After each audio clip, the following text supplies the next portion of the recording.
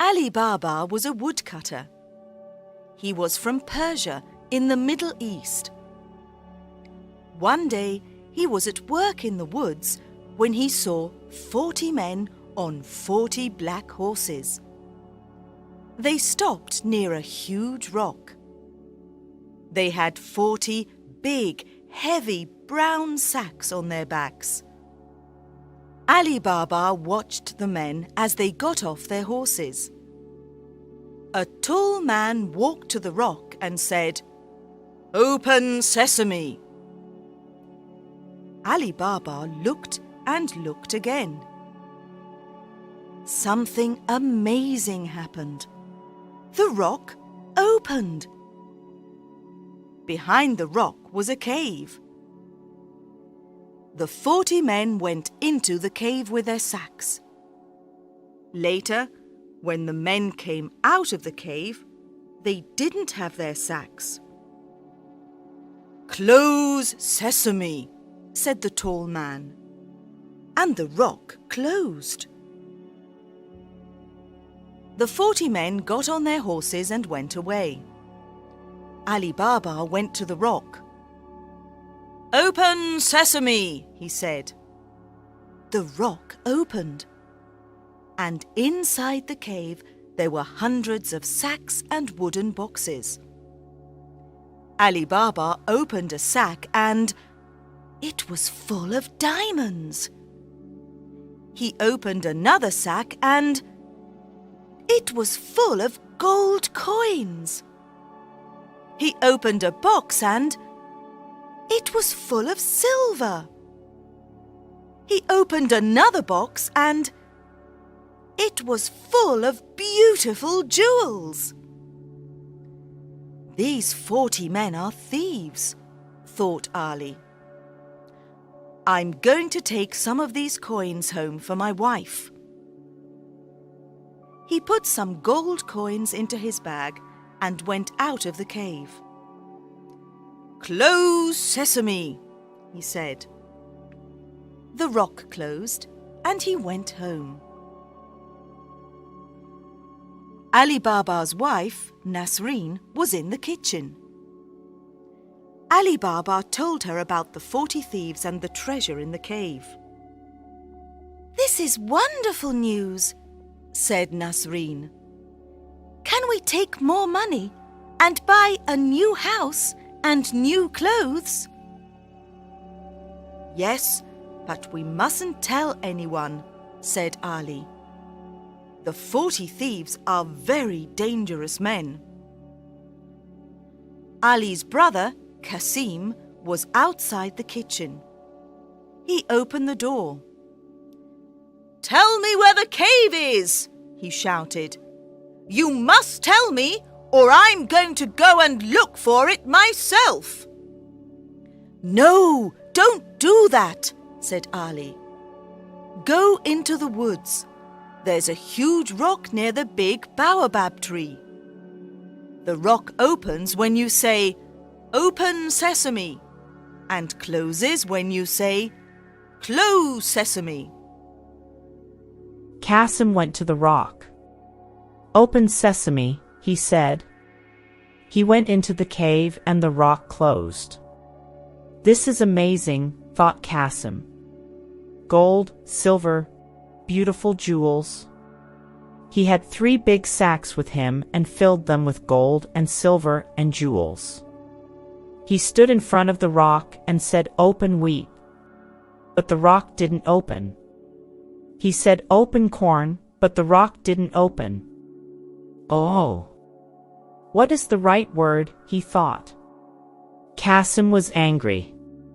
He couldn't remember the word. He sat down to think, but suddenly he heard horses. The 40 thieves were outside the cave. "Look! A horse!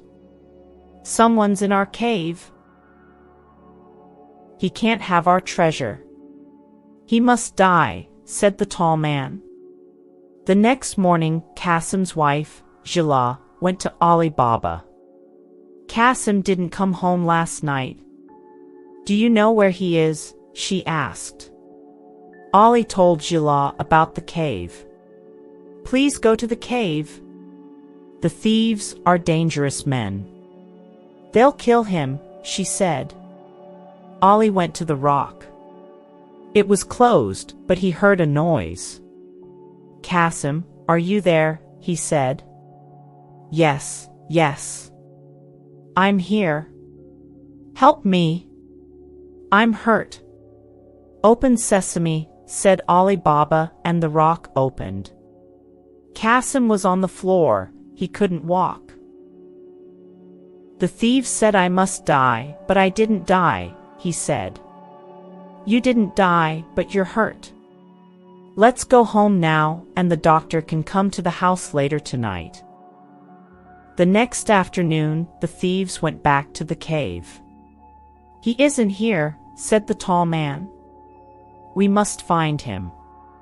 He was hurt. We must find the doctor who helped him. The tall man found the doctor's house. He was angry. Where's the man you helped yesterday? Where's his house? He asked. I don't know, said the doctor. It was dark and I couldn't see the road or the houses. Then take me to the house tonight when it's dark, said the tall man. The doctor took the tall man to Ali's house later that night, and the tall man painted a white cross on the door. Now I know where Kasim and his family live, he thought. They must all die. And I've got a plan. The tall man went to the market and bought 39 big oil pots. Put the pots on your horses, then hide inside them, he told the thieves. I'm going to Ali Baba's house and you'll be in the pots. We'll kill them all tonight when they are asleep. That evening he went to Ali Baba's house. Good evening. I'm an oil merchant from India and I'm very tired, he said. Have you got a room where I can sleep and a place for my horses? Of course.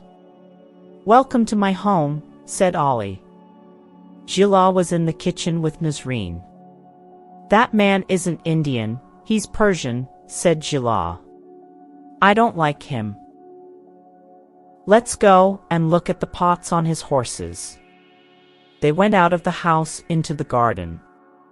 There were lots of stars in the sky and everything was very quiet.